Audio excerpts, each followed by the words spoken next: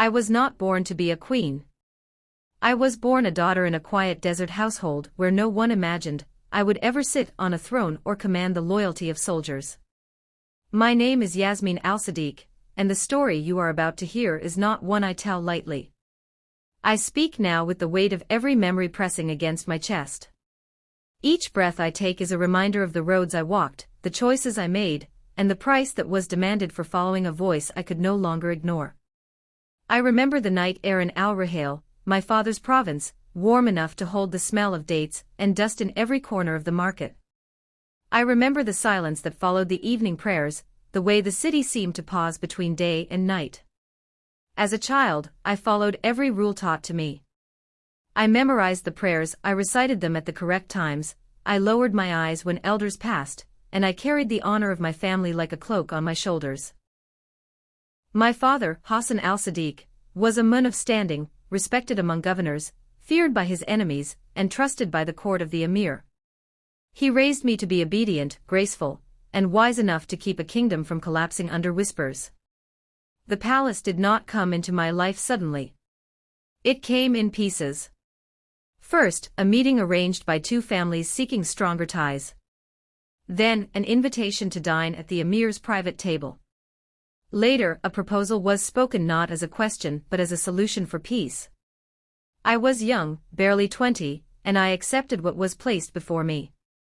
I became queen not because of ambition but because destiny, as they called it, required a daughter to marry a ruler twice her age. My husband, Malik ibn Rashad, treated me with courtesy, never cruelty. He gave me silks, jewels, and rooms filled with sunlight. In return, I gave him loyalty, sons to carry his name, and a heart that learned to be quiet even when it longed for more than ceremony. I want you to understand something before I speak of faith. I was not searching for rebellion. I was not eager to abandon the prayers I had said since childhood. I did not wake up one morning and decide to betray the God of my fathers. What happened to me began slowly, like water finding cracks in stone. It began with questions no one dared to answer. If God is merciful, why do we punish curiosity with silence? If truth is perfect, why is it protected by fear? I carried these questions quietly, smiling as I walked the marble halls, greeting the scholars who praised my knowledge, bowing my head in public worship while my heart whispered for something I could not name. The turning point came in a place no one would have expected, the royal garden. It was there that I met Amal, a servant girl from a distant province. She was small, quick with her hands, and quiet enough to move through the palace like a shadow. One evening, while the lanterns burned low and the air carried the smell of jasmine, I saw her crying near the fountain. I asked her why. Her story struck me harder than I expected. I had heard of Christians, of course. They were a minority, tolerated at times, hated at others, but rarely close enough to matter to the queen. I asked Amal what her brother believed was so dangerous. She told me of forgiveness without price, of a God who came to live among the broken, of a man who allowed himself to be killed not for power but for love. I should have dismissed her words as foolishness. Instead, I found myself asking for more. Over the weeks that followed, Amal brought me fragments of what she had learned. Small, hand-copied passages hidden in the folds of her robes. Lines that spoke of light that no darkness could overcome. Words that described a shepherd who would leave 99 sheep just to find the one who was lost. I read them in secret, my heart beating so loudly I feared the guards would hear it through the walls. Each sentence felt like a door opening in a house I had lived in my entire life but never fully explored. I was terrified of what I was becoming. And yet, I could not stop. It was a dream that ended my hesitation. One night, after hours of pacing, my mind crowded with thoughts I could not speak, I fell asleep near the prayer mat. I dreamed I was standing in a vast desert, alone, the sun sinking into a blood-colored horizon. In the distance, a man walked toward me, clothed in white, his face hidden in the glare of the fading light. When he reached me, he said only, "Yasmeen, you are known. You are loved. Follow me." I woke up trembling, tears on my face, the sound of his voice still echoing in my ears.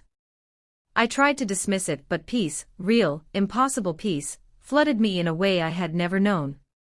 I kept that dream buried in silence. I knew the danger. Apostasy was not just frowned upon, it was punishable by death. A queen could lose her crown, her children, her life, and bring dishonor to her entire family. But something inside me had already changed.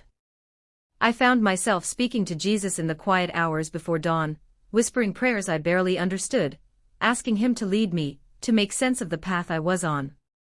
I felt both terrified and free, as if standing on the edge of a cliff with wings I had never used. Weeks turned into months. My outward life continued, audiences with ministers, blessings at the mosque, feasts in the grand hall, while my inner life grew louder, fuller, uncontainable. I began meeting secretly with two Christian women Amal trusted.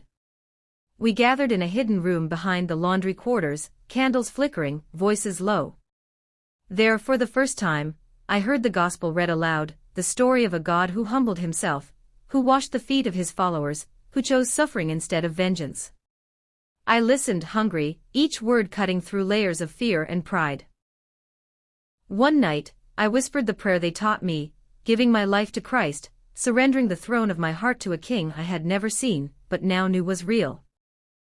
That was the night I stopped belonging to the world I had been born into. I must confess that when I think back to the first day my steps crossed paths with the one who would change the direction of my life, it feels like remembering a moment hidden inside a quiet storm. It was not loud. It was not planned. It came softly, almost unnoticed, until it carried me so far that there was no way back. His name was Khalid ibn Nafia, a merchant whose presence in the palace was as ordinary as the scent of spices on the wind. He came under permission from the treasury to bring rare oils and textiles from the coast. Merchants came and went all the time, their faces were easy to forget. But Khalid had a stillness about him that made people either speak less or watch more carefully.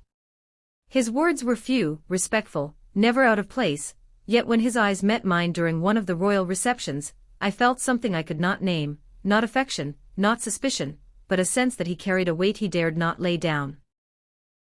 Days later, I found him again in the gardens, kneeling beside a shipment of woven cloth meant for the emir's private quarters. It was late, the sun had fallen, and most of the court had retired. I walked slowly, my steps hidden by the gravel path. I do not know what made me speak. Perhaps it was the loneliness of my own heart, the kind that grows even in golden rooms. I asked him where he had traveled from, how the roads were beyond the capital. He answered politely, eyes lowered, hands busy with his work. But there was a hesitation, a pause before he spoke of one province in particular, a place known quietly for having families that held to a forbidden faith. I should have ended the conversation there. Every instinct of royalty teaches caution. Yet I did not. I asked him if he had seen the Christians the court whispered about, the ones accused of carrying dangerous beliefs. He glanced up, the movement sharp, then away again. His voice softened. "My lady, not all danger comes from swords," he said. "Sometimes it comes from the truth." Those words stayed with me through the night. I lay awake, staring at the carved ceiling above my bed, the echo of his voice stirring questions I had tried to silence for years. The next morning, I sent for him quietly, asking Amal to bring him to a lesser-used corridor of the palace where servants left supplies. There, hidden between stone pillars, Khalid told me in a voice that barely carried beyond the shadows that he was a follower of Isa, Jesus, not as a prophet, but as the living Son of God. My heart pounded as if someone might burst in at any moment. My upbringing had prepared me to call such words blasphemy, yet they did not sound like rebellion in his mouth. They sounded like someone trying to hand me water in a desert. I asked him why he risked his life to believe such things. He answered simply, because once you meet him, there is nothing left to fear. Over the weeks that followed, Khalid brought me fragments of parchment wrapped carefully inside bolts of cloth. The writings were from what he called the Injil, the Gospel. I read them by lamplight long after the palace had gone quiet, my hands trembling as though holding a live flame. Each line cut into me with a clarity I had never known. Blessed are the pure in heart, for they shall see God. Come to me, all you who are weary and burdened, and I will give you rest. These words were not like the long speeches of scholars or the rulings of judges. They felt alive. They spoke to my unrest, to my private cries that no one had ever heard. And then the dreams began. At first they were small, a light in a room where no lamp burned, a presence that stood near my bed but spoke nothing. I would wake with tears on my face, my chest aching with something between joy and sorrow. But then came the dream that stole the ground from beneath me. I saw a man walking across a vast stretch of sand, the moon behind him so bright it washed his features in light. He did not hurry. He did not command. He simply walked until he stood before me and said, "Yasmeen, I know your heart. Follow me." I woke up with his words still warm in my ears. From that night on, the palace felt like a cage and a refuge all at once. I continued every duty with precision, the feasts, the audiences, the ceremonial prayers, but inside, a war had begun. I feared the wrath of my husband in council. I feared dishonoring my family, undoing alliances that had kept blood from the streets. But stronger than fear was a quiet pull I could not silence. I felt seen in a way no throne had ever granted me.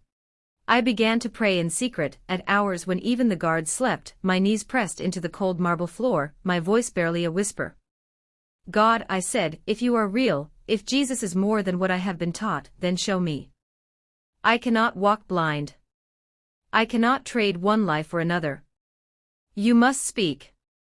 Those prayers did not bring immediate answers, but they brought peace, a peace that grew like a soft light beneath a heavy door.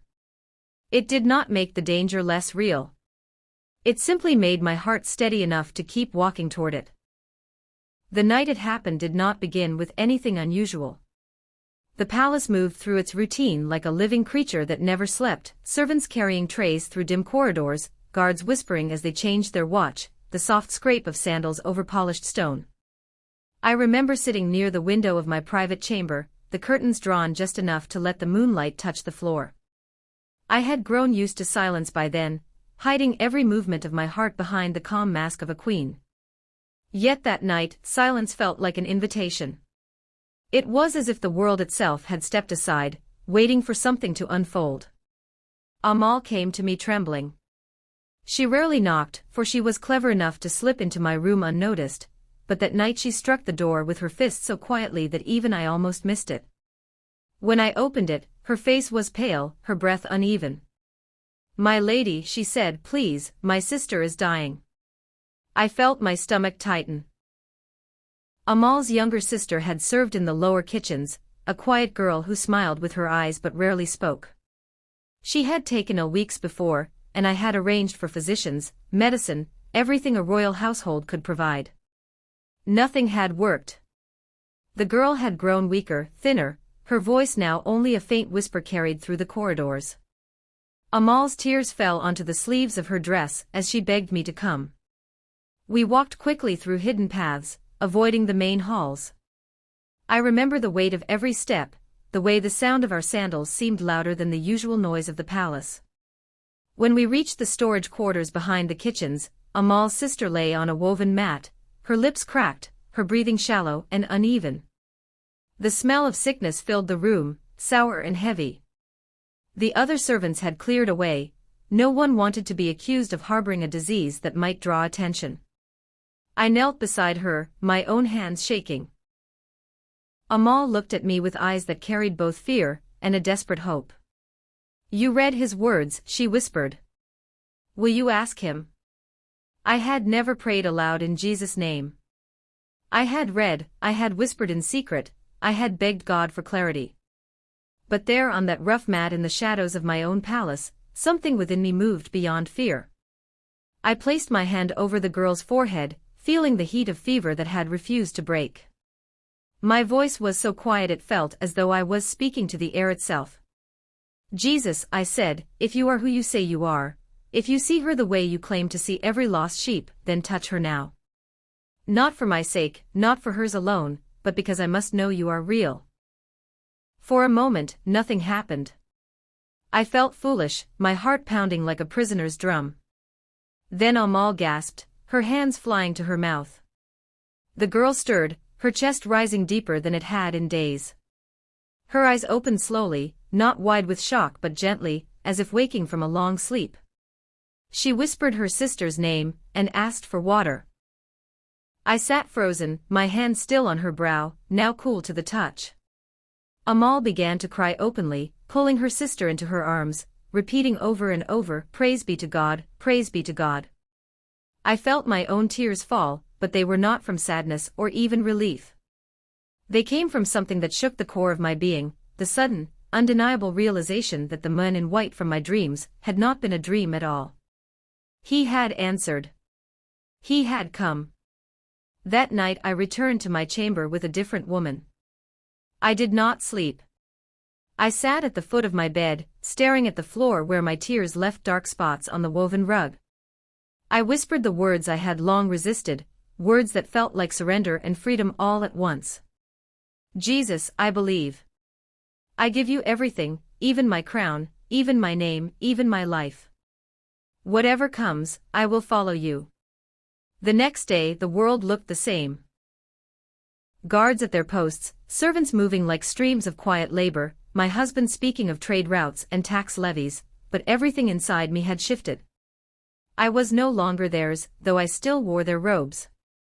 I belonged to a kingdom unseen, one that made all the marble and gold around me feel small and temporary.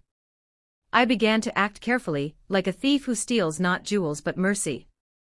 I sought out those quietly known to be Christian, men and women who lived beneath suspicion, always one accusation away from death. I found ways to protect them, a guard rotated to a safer post, a tax forgiven, a prisoner quietly released.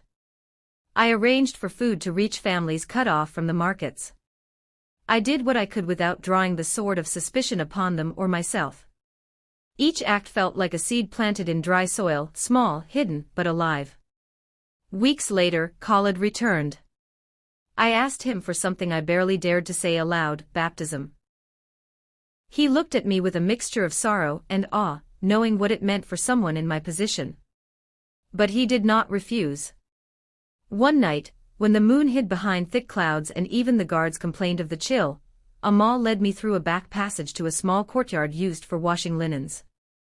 There behind a wall no soldier cared to check, a clay basin had been filled with water.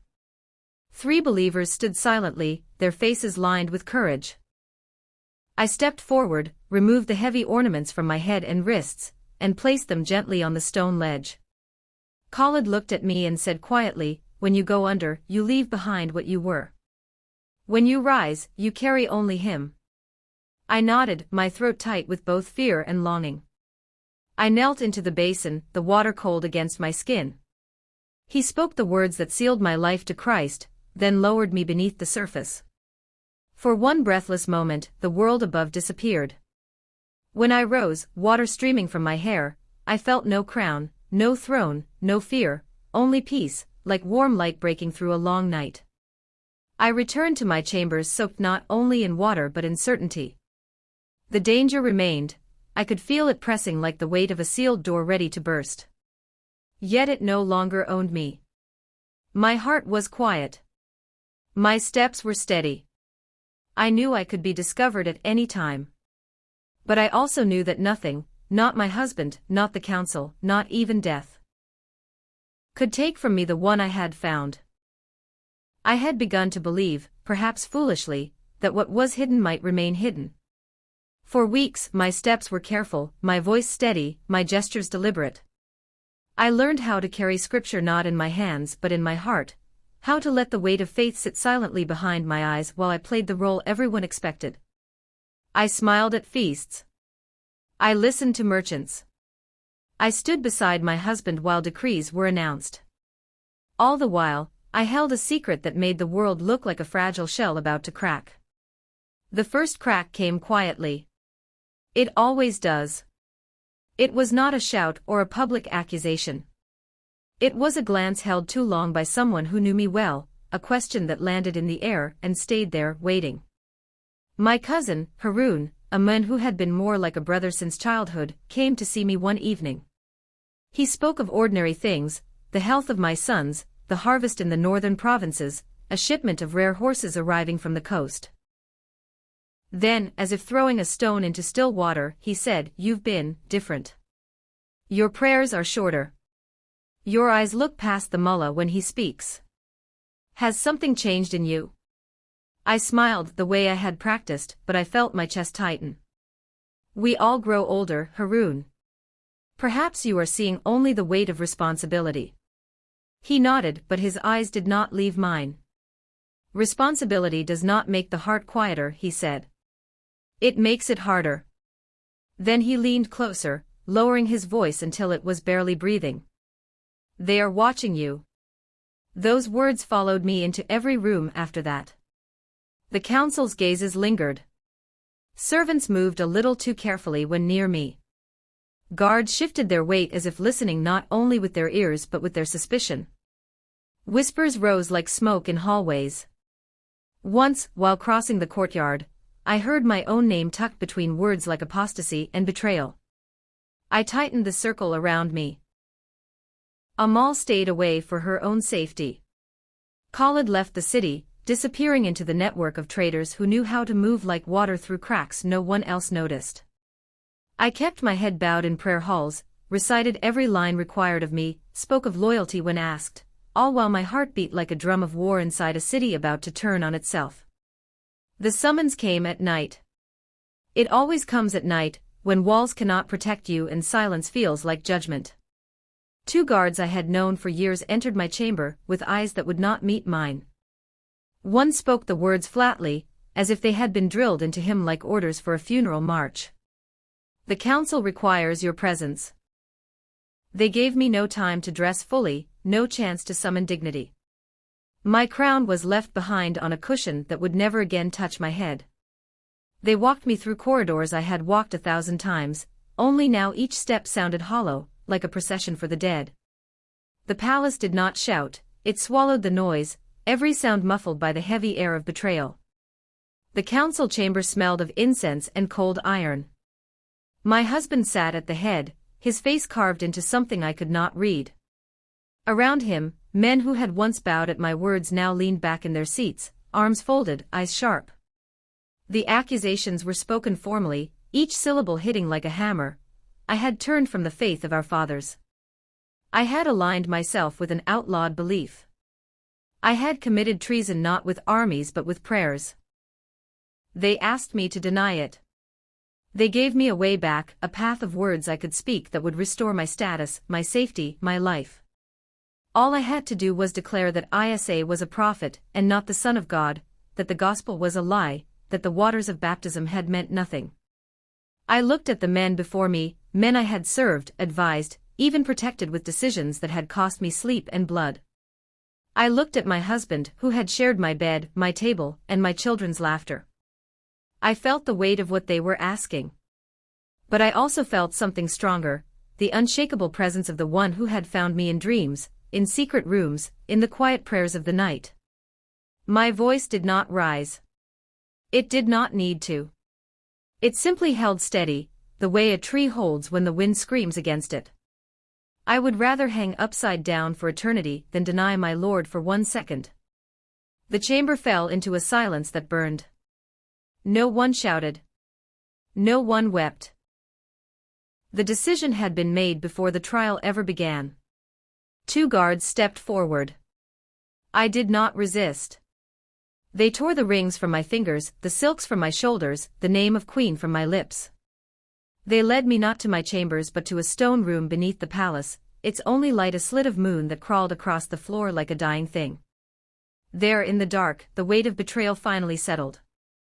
I sat on the cold ground, my back against the wall, my knees drawn to my chest. The sounds of the city above were faint, like echoes of a world I no longer belonged to. Yet even there, stripped of title, of safety, of every human shield, I was not empty. The peace that had taken root in the shadows of my heart did not wither. It grew. It did not erase the fear of pain, but it reminded me that fear was no longer my master. I closed my eyes and whispered the same prayer I had whispered when this journey first began, "Lead me, Lord." Whatever comes, lead me. I remember the day they pulled me from my cell. The air outside felt heavier than the darkness I had been locked in. Chains dragged against the marble floor as two guards led me through the palace corridors that once carried my laughter, my commands, my dreams. Now, every step felt like walking toward a grave I already knew was waiting. My wrists were bruised, my body weak from days without food, but my heart, oh, my heart burned like fire in my chest. I kept whispering his name under my breath. Jesus, keep me standing. They brought me to a vast hall packed with faces, men I had once ruled beside, soldiers who had once bowed before me, women who had once admired my jewels and silks. Now their eyes were cold, sharp, searching. At the center sat the council of religious leaders, robes heavy with authority, eyes set like stone. The air was quiet, yet it carried the weight of accusation. I could hear my own heartbeat thudding in my ears. One of the council leaders spoke first. Yasmeen Al-Sadiq, once queen of this land, you stand accused of treason against faith and kingdom. You are charged with abandoning the ways of our fathers, of following the cursed teachings of the foreign prophet, the one they call Isa, Jesus. His words struck the hall like hammers on iron. Murmurs rippled through the crowd. I felt the eyes of hundreds burning into me. I lifted my head, steadying my breath. My knees wanted to give way, but my spirit stood taller than ever. They asked me, again and again, to deny him. If you will recant, said another council member, softer, as though coaxing a child, if you will turn from this blasphemy, we will restore you. Your throne, your crown, your power, it will all be returned. No blood will be shed. All will be forgiven. I could feel the temptation sting like a thorn. For a heartbeat, I saw my former life, the gold, the power, the endless nights of music and light. But then, just as swiftly, I saw the cross. I saw the man in white, the one who found me when I was lost in darkness, the one who loved me when power and privilege could not fill my soul. My lips trembled, but not with fear, with courage ready to be spoken. I have found the truth, I said, my voice steady, though my body shook. And the truth has a name. I cannot deny him. Even if you strip me of my life, you cannot take him from me. Gasps filled the room. Some looked away. Some glared with fury. I knew at that moment, the sentence was sealed. The head of the council struck his staff on the floor, the sound echoing like thunder in the hall. Then you leave us no choice, he declared. You are hereby sentenced to execution by hanging, upside down, until death claims what you have defiled. You will be an example to all who dare follow this cursed path. My heart pounded, but my spirit whispered, it is not cursed. It is holy. They didn't wait for dawn. They dragged me back to my cell, but this time, they no longer hid their cruelty. They beat me with rods along the way, their words sharper than the blows. They withheld water, food, even light. Days felt like weeks. My body weakened, my lips cracked from thirst. Yet in the deepest hours of the night, I felt him with me. Not in visions now, no. In presence. A quiet strength would settle on me, as though unseen arms wrapped around my shaking frame. I would whisper prayers into the darkness, not asking for rescue but for courage. They tried to break me with more than hunger. They brought in advisors who spoke gently, who wept even, begging me to reconsider.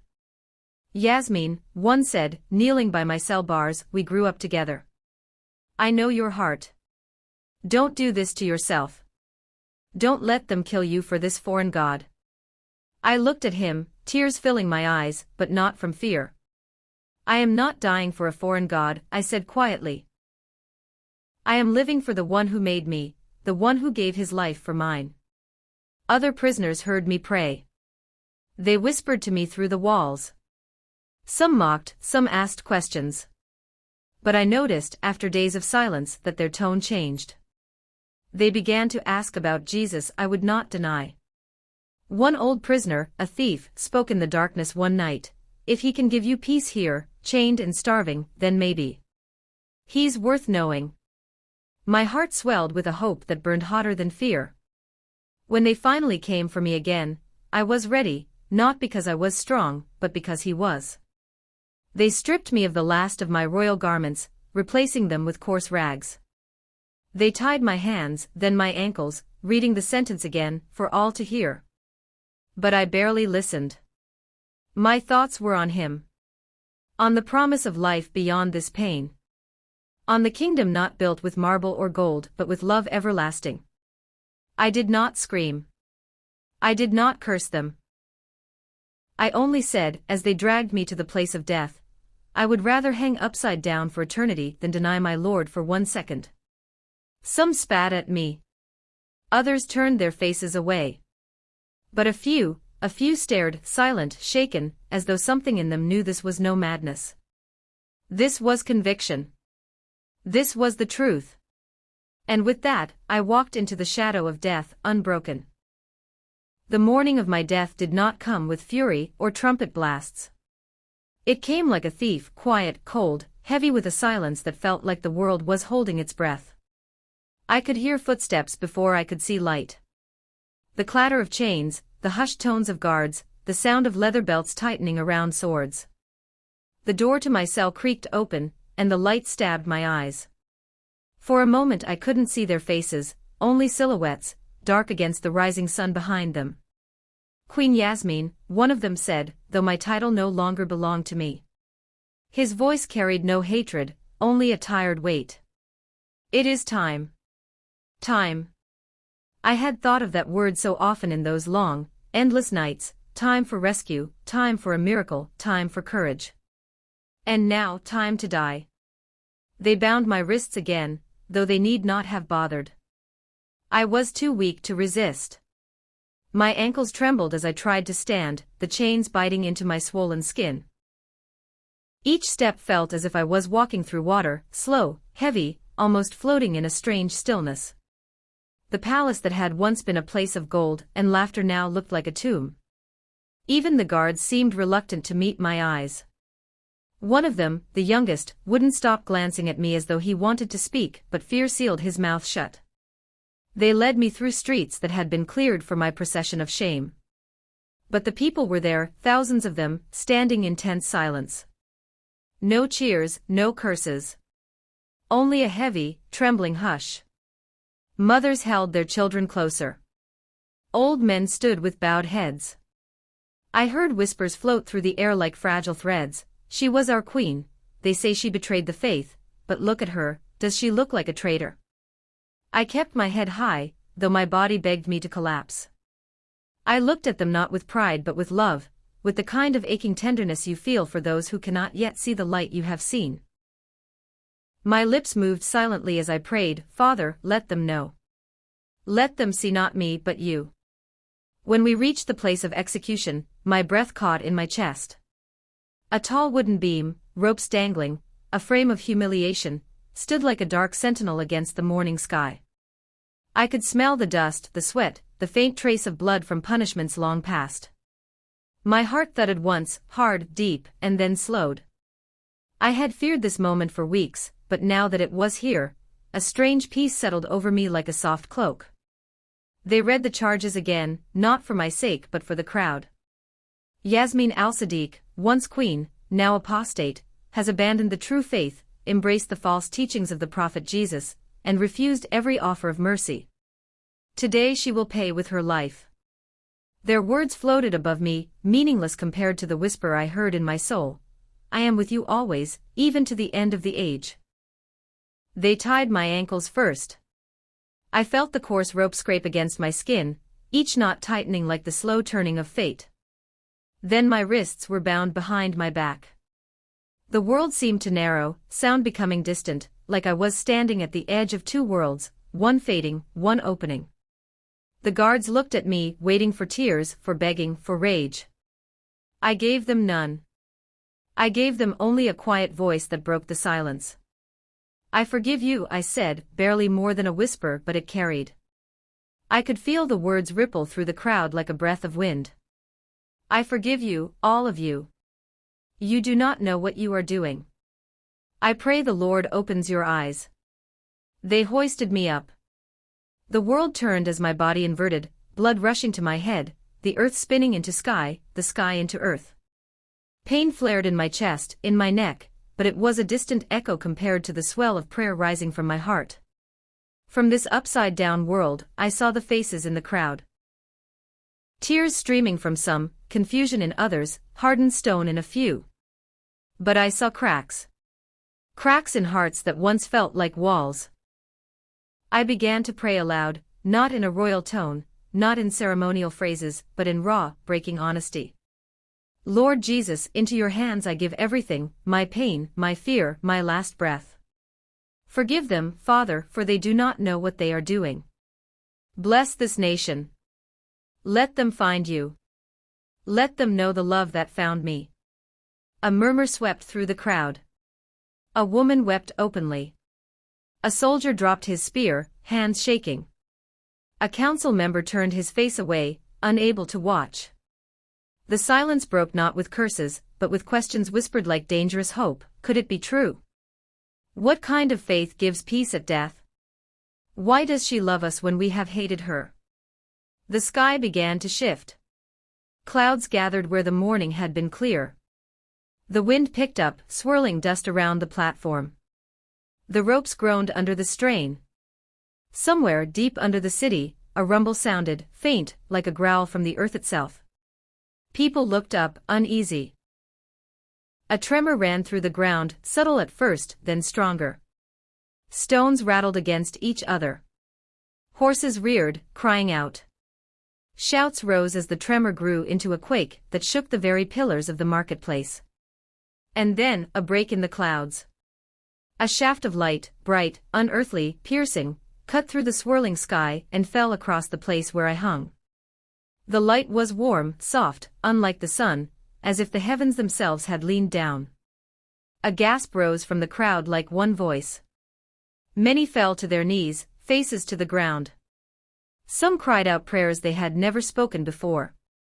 Others wept openly, reaching toward the light as if hoping to touch it. My vision blurred, but my heart swelled. This was not chaos. This was a sign. Not for me, my race was nearly run, but for them.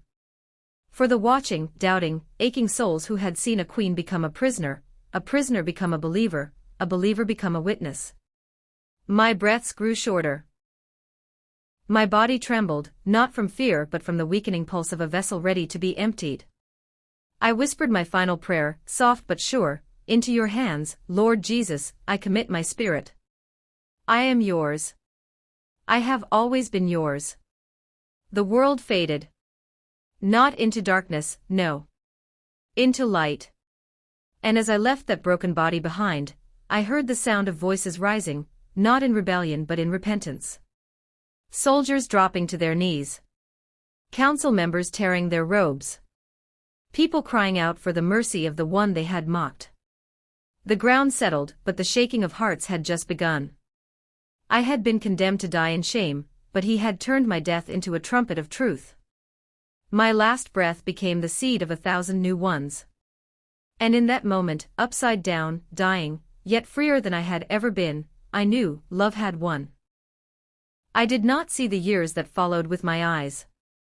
My body lay in the dust of the earth, but my story did not die with it. I heard it carried in whispers at first, like a fragile bird afraid to leave its nest. My name, once spoken with reverence, had become forbidden, yet it found its way through the cracks of fear. Mothers told their children about me while rocking them to sleep. Merchants spoke in low voices over spice crates and oil jars. Servants hummed old melodies that carried a hidden hope. They said, "Do you remember the queen who prayed for her killers?" They said, "She died hanging upside down, yet her face was calm." They said, "If what she saw was a lie, why did it make her fearless?" The rulers tried to bury me, but faith cannot be buried. Faith does not rot. It breathes in secret, and when it has gathered enough breath, it roars. I heard of guards who once escorted me to death, guards whose boots shook against the stones of the courtyard that day, now kneeling in the quiet of hidden rooms, breaking bread, lifting their hands not to swords, but to the Lord I had given my life for. One of them, the youngest, I had seen the doubt in his eyes even then. He left the palace and became a teacher of the way. I heard his voice in the night of prayer, trembling, but full of fire. I saw her die without fear. I saw her love those who hated her. That day, I knew her Lord was real. I heard of scholars who could not explain away the quake that shook the square, or the light that fell on my broken body, or the hearts that broke open like jars of oil in the marketplace. They wrote quietly, under false names, questions dressed as studies, thoughts too dangerous to claim as their own. But truth has a way of slipping past guards, past gates, past death. I heard of villages gathering by lantern light, passing around pieces of parchment, verses I had once read in secret, now being read aloud by farmers, fishermen, widows, and children. And in those gatherings, they would pray, "Lord, make us as brave as your daughter who stood before kings and would not bow." Even the palace changed. Not all at once, not by decree, but by decay of fear and birth of curiosity. Some officials disappeared from their posts. Some resigned quietly. Some simply stopped enforcing the laws that choked the faith out of the people. They had seen what I had seen, that no throne is safe when the truth is alive in the hearts of the people, and no death can stop the kingdom that belongs to Christ. I had given up my crown, but I had gained something greater.